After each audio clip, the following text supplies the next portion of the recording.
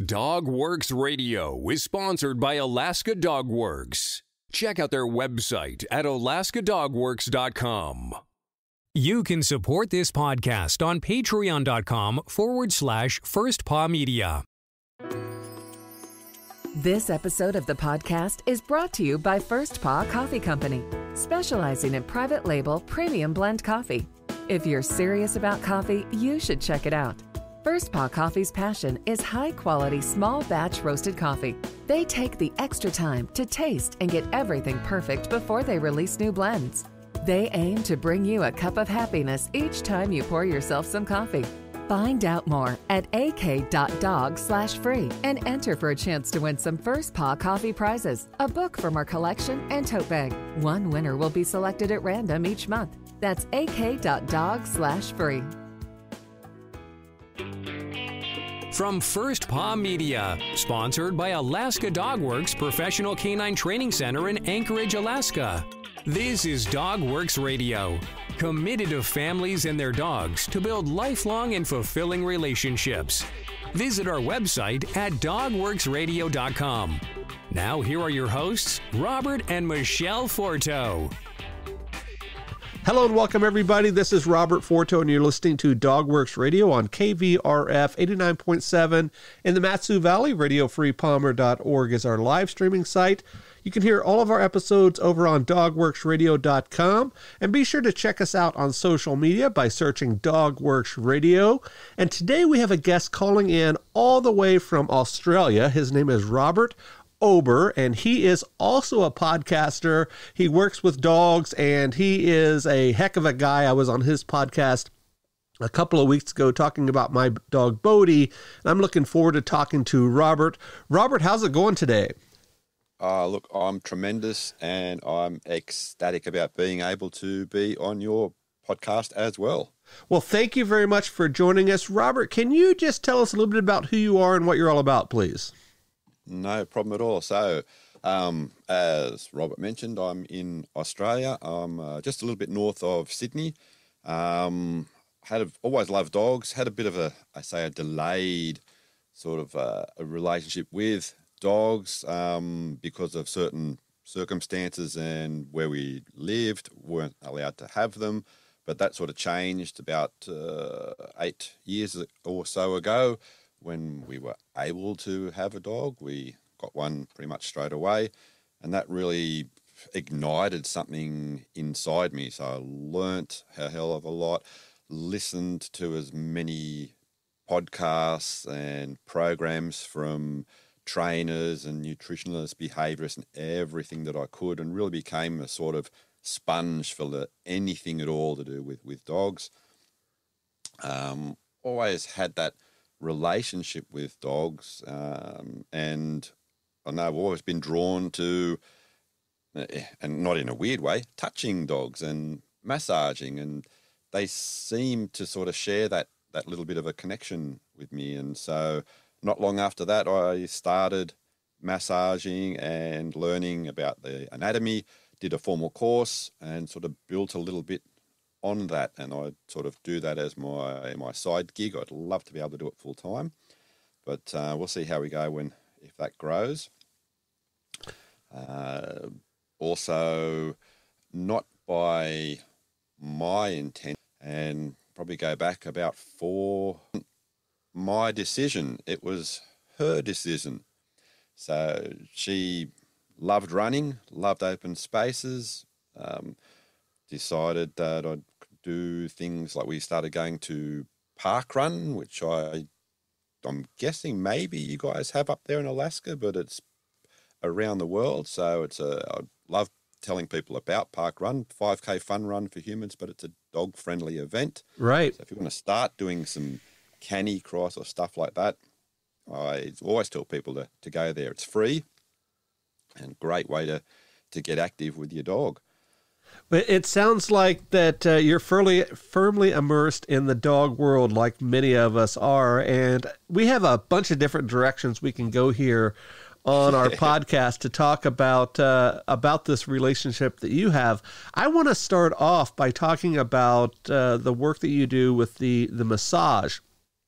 As a dog musher, we're very familiar with, canine massage, and we massage our dogs down after every run, after every race. And I know a lot of other canine athlete handlers do the same thing, whether they're doing agility or dock diving or lure coursing or whatever. They're doing that. How is massage perceived in the pet dog world, just the average dog owner and their dog? It's not perceived as anywhere near as much as what I'd like it to be. And it's just getting people to understand it. Everyone understands the benefits of people getting a massage. And when I talk to people, I sort of relate a little bit to, anthropomorphize and say to them, look, do you go out for a run and do you open your front door and do sprints straight away? And people look and go, no. I said, well, do you warm up and stretch? They say, yes. I say, well, why don't you do that with your dog? You don't just, your dog jumps out of the car, start throwing a ball or a stick or something, and I'm not that keen on ball throwing, but and then wonder why the dog possibly, it opens up so many more chances that there will be an injury without doing a little bit of a proper warm-up first, and on the other side, a cool down. And then when you start to say that to people, they sort of go, actually, oh yeah. And I say it's as simple as getting them to do a walk, a trot, a bit of a jog, 5 minutes or so, and you'll have far less chance that they're going to do anything bad to themselves. Yeah, that's a great point. As you're getting into that massage, you're working that fascia and all those areas that can become very tense and inflamed and irritated by exercise, no matter what you're doing. And for folks that have pet dogs, they know that their dog's exercise routine is not nearly as extensive as your typical canine athlete. So they may go from being on the couch all day while you're at work to all of a sudden going out and going for a run with their owners or a hike in the woods or whatever. And that's literally going from a sedentary lifestyle to a very active lifestyle very quickly. And without the proper movement and all that comes with it, that could cause quite a bit of injury, couldn't it? Oh, absolutely. And then there's all the added benefits of the more you've got your hands on your dog, the more likely you are to notice any subtle changes, lumps and bumps and sore spots. You're also preparing the dog for examining at the vet. There's no real reason why a dog should go to a vet and then all of a sudden have a reaction to say, hey, someone's putting their hands on me. It should be a conditioned thing that they are all ready and expecting for. The other sort of advantages, all the blood flow, you're working on your lymphatic system, getting out of releasing toxins and things like that. It can just go on and on. There's so many benefits for it. The other part is the extra bonding that you have with your dog when you're doing all that extra massage, because they love it. They love the contact. And also humans, we release all sorts of endorphins and things because we just love touching dogs, and you just get that mental connection as well, and you can just go on and on. Nothing bad will ever come from it. And that leads right into my next question, Robert. I hear a lot of folks saying, our training clients, our pet dog clients, they say, oh, we don't want to massage our dogs because we're afraid we're going to do it the wrong way, or we're afraid that we can hurt them by, massaging too hard or whatever. Can you give a couple of quick tips about that? Is that an old wives' tale, or is there some truth to that? Well, that maybe a fraction of it. And you just mentioned massage too hard. Depending on what the intent is for, most people, you don't have to have a lot of pressure. It's just very, very light. If you stay away from or your bony points, and your dog will even let you know. They'll press up against you a little bit harder sometimes, and they'll back away a little bit. They'll move away if you're doing something that they don't particularly like. I always sort of let the dog decide on what they want to sort of fill in. As everyone knows, never force any sort of like any hands or force your dog into weird positions and stuff like that. There should be that mutual trust, and they'll let you know if you're doing it right or wrong, but err on the side of doing it lighter. That's a good tip and good advice for sure. So, Robert, let's switch gears a little bit. We had mentioned at the top of the show that you're calling in today from Australia, and I love talking to folks that are outside of the States. We do quite a bit of that on our mushing shows, but not necessarily on our dog training show. So I'm interested to hear some of your answers to these questions. My first one is, here in America, the most popular dogs are the Labrador, the Poodle, the Golden Retriever, the German Shepherd. What is the top dog in Australia? I know you're very close to Sydney, so it may be different there in an urban environment compared to a more rural environment, but what do you see mostly walking around the streets of Sydney? Look, to be honest, probably it's still sort of labs. There's a growing sort of population of your Groodles and Oodles and those sort of mixes. There's quite a few of the bully breeds still around, the Staffy type breeds, but yeah, I'd say the number one would be the labs. The labs. Another question I have, Robert, we talk to a lot of folks in Sweden, Norway, Finland, a lot on our mushing show, and they have really stringent rules with their dogs, especially folks that compete in sports and also potentially want to breed their dogs. They can't do both. They can only do one or the other, which I find really interesting. Do you guys in Australia have any obscure rules with dog ownership or access or training or anything like that may be different from what we have here? I don't think there'd be that much difference. I think some of the breeders will have different stipulations on when you buy a puppy and what you can and can't do, and I think that varies a little bit by breeder. As far as training and things like that, I say training tools, we do have a little sort of like variance in state to state. So along the eastern seaboard, the 3 states that we have there, we only have 7 states and territories in Australia, but you'll have one state where you can use a prong collar but not an e-collar. The next one you can use an e-collar but not a prong, and the next one says, yep, use whatever you want. So, Right. Which comes to my next question, is the training aspect of it. Here in the States, it is very commonplace for dog owners to take their dogs to a trainer, and a lot of folks go to places like PetSmart and Petco and big box stores to do their training. What is the training environment like in Australia? Is it really embraced there, or is it just a lot of owners doing their own stuff and not seeking out professionals as they do here in the States? I'd say that would be a mix. I don't think we have any of those sort of like big box store type training organisations, but there is a lot of dog trainers around.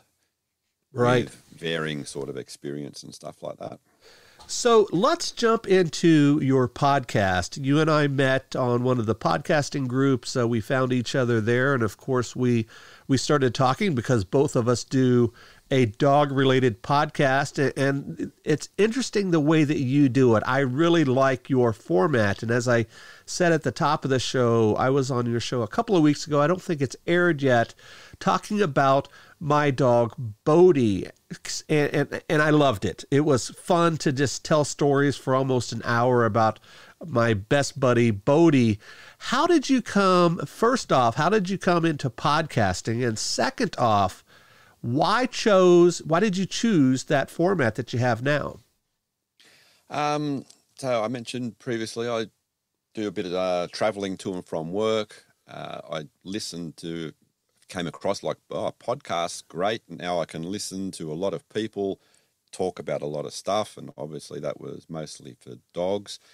I found a lot of the podcasts and a lot of the training, they would make small references to, okay, and my dog this or dog this, and say a couple of sentences. And in my head, I'm thinking, I'd love to hear more about that particular dog. Went through a few sort of things in my mind, and then it was like, you know what, podcasting, I should probably give that a go. And then for a while I didn't, through either lack of self-confidence and a couple of dollars for investing things. And almost a year ago then I sort of had that thought in my head, you know what, no, look, I just do it, just start, do it. And if it works, it works. And if I get a couple of people to listen, that'd be great.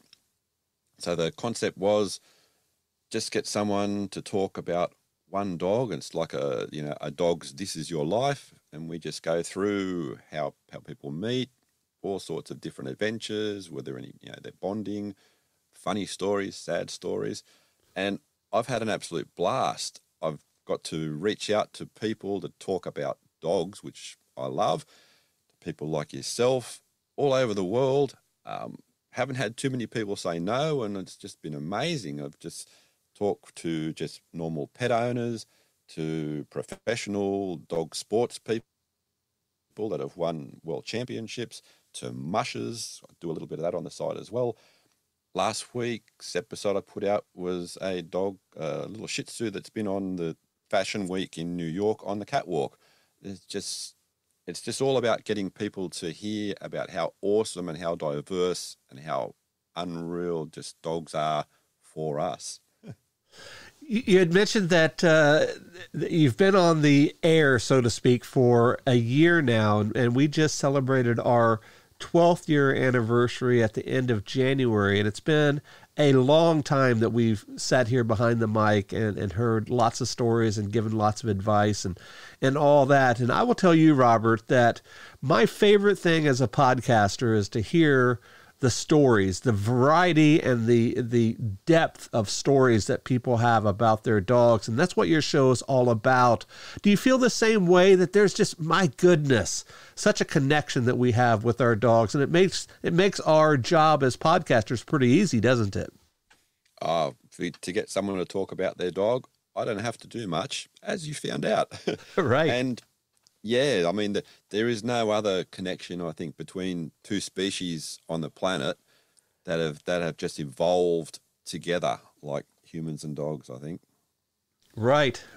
So let's do a little bit more talk about your podcast. I love going behind the scenes, finding out the nuts and bolts of what it takes to be a podcaster. And a lot of folks that listen to our show have those side hobbies, whether they're doing podcasts or YouTubes or, different things in the creative space. And I find that that's fascinating when I hear behind the curtain stuff. Can you tell us a little bit about your setup, what you do to prepare? How do you find your guests? Do you go after particularly interesting stories and then or just random people and just let them go?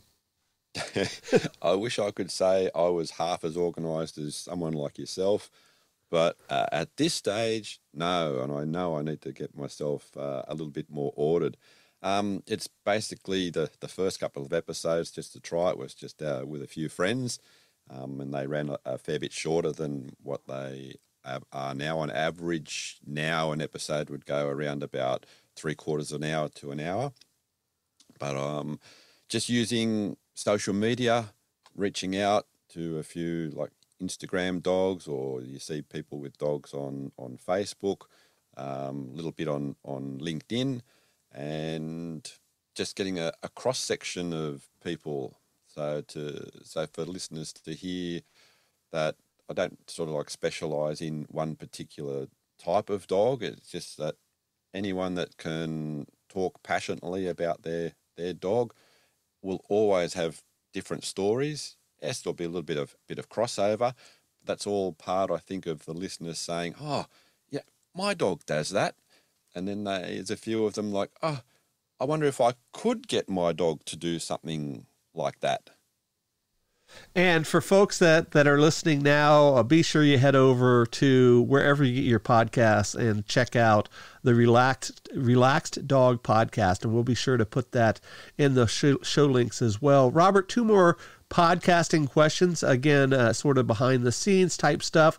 My first question to you is, what has been your greatest milestone to date with your podcast? And then the second question, or vice versa, if you want to answer them the other way around, is what has been your biggest struggle as a podcaster here at about the year anniversary mark?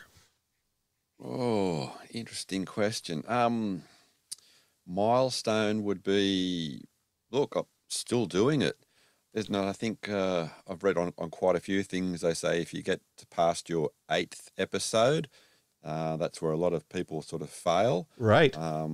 We're hitting episode, I think, 42 coming out this week. So I think, I don't know, at my sort of infancy, I'm thinking every episode that goes out is a milestone for me. Right. Challenges would be, I do everything myself at the moment. I don't outsource everything. So it does take a little bit sometimes of a bit of time where you have to sit. I don't do a whole lot of editing, but I believe in having something of reasonable quality audio-wise to go out. And so I focus a little bit on just getting that sort of dynamic to sort of like filter through so that there's not, a variation in volume, and you're not getting, hang on, turn that up, turn that down. If you're listening to something, it's got to be pleasant on the ears. So I think there's a bit of a focus on that. So if I was going to say to someone, if you're doing it, make sure it's nice for people to listen to, apart from having great content.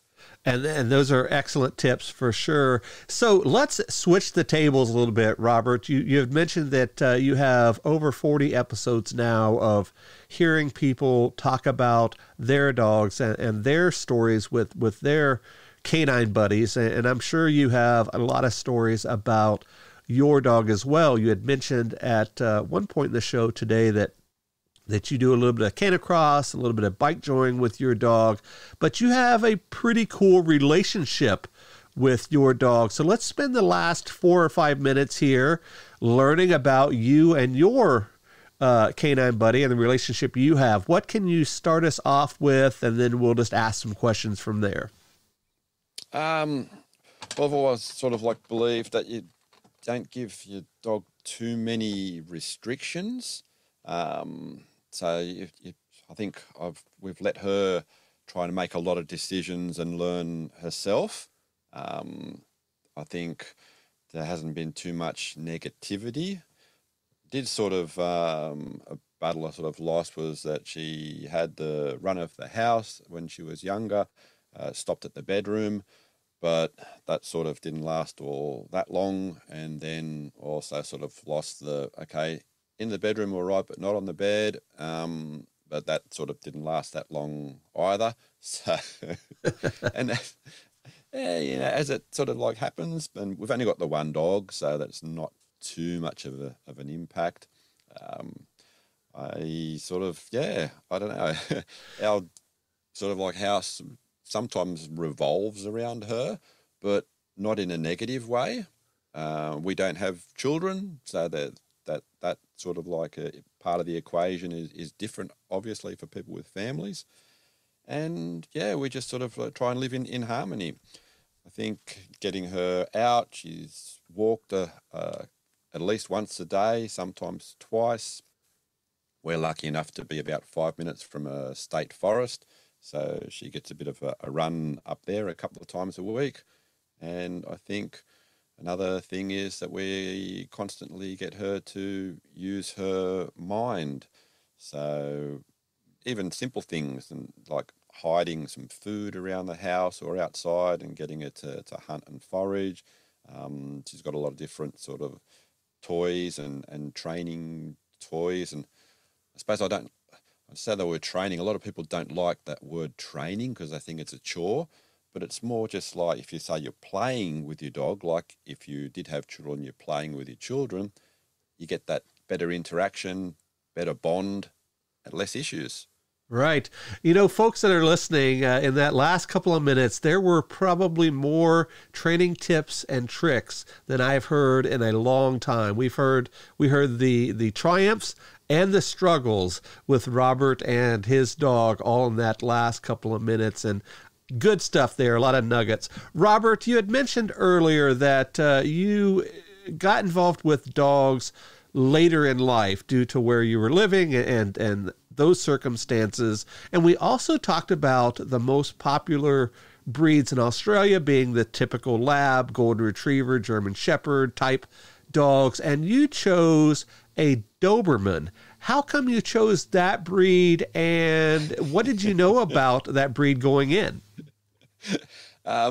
We, to be honest, when we were looking, weren't actually looking for a Doberman.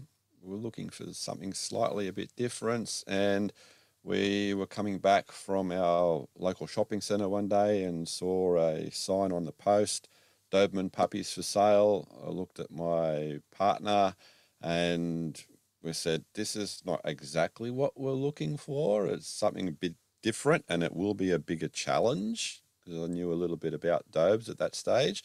She said, let's ring the number. If it's not too far away, we'll have a look. And they were in sort of like the other end of the suburb where we live. We went and had a look, and basically Marley chose us. She was the runt of the litter at that stage, but she's since outgrown a few of her siblings, and she was the one that was the nosiest and the pesteriest, and was always following the people in the house, trying to sort of like investigate everything. And she saw us, and then the rest is history. And you had mentioned that she chose you, and that's a very common thing that you hear when folks go to either adopt or pick out a puppy. They find the one that is most drawn to them, and I think that's a good tip when you're checking out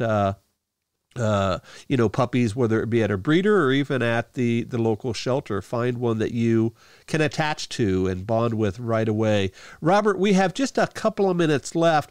You had mentioned that you do some canine sports with Molly, including bike joring and canicross, and one of the pictures that you sent over was you and her doing that. How did you get involved with that sport, and is it something that's going to continue to grow together in your relationship?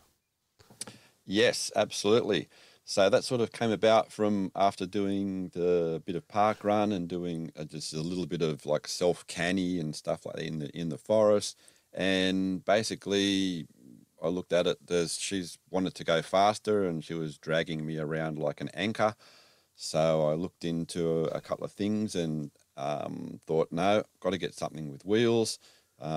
Did think about the bike during and thought, oh, hang on, that might do myself a little bit more injury. So ended up getting a scooter. So, and again, it was almost like she was a natural to just doing that. And then thought, okay, no, she loves that. I've got to find some other people. There's not that many clubs that we have here because of the temperature wise, but joined a state club, and we've done a couple of seasons with them. Last year was a write-off, but it's a little bit funny. So during the winter, she's out there with all the Huskies and the Alaskan Malamutes, a couple of GSPs, but one Doberman. And the first year, the club people were like, oh, you got a Doberman. And then they were like, okay. But when they saw her run, she was focused. I was really lucky. Even things like passing and that, she doesn't worry about the other dogs. She just focuses on running, and she just loves it. So when they saw her perform, they were like, okay, wow, how did you do the training on that? And I said, well, didn't really have to do a lot. And they were just like, wow, what?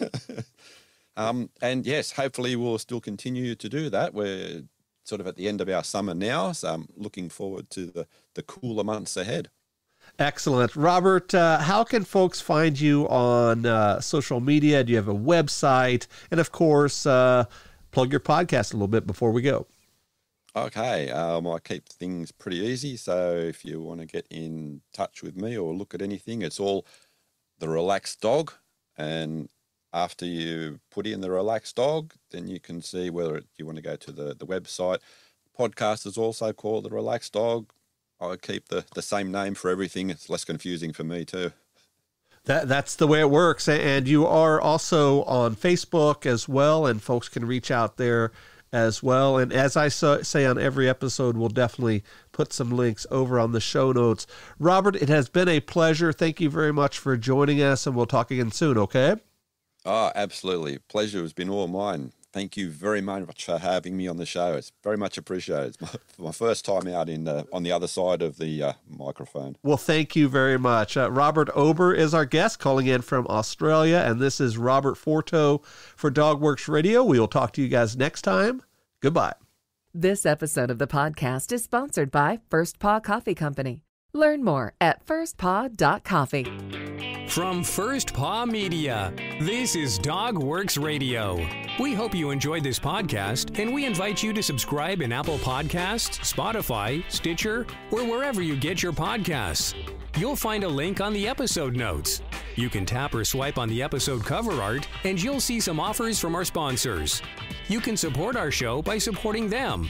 If you like what you have heard, we would love it if you could give us a 5-star rating and tell your friends how to subscribe too. Your hosts are Robert and Michelle Forto. Our producer is Robert Forto and created for First Paw Media. Did you know that Alaska DogWorks trains service dogs for those in need throughout North America? Each and every service dog that is trained through the Lead Dog Service Dog Program and Michelle Forto and her team has an individual training plan. We train for autistic, mobility, psychiatric, and PTSD for our soldiers for service work. If you know of someone that may need a service dog, please take a moment and check out Alaska DogWorks on social media and at alaskadogworks.com.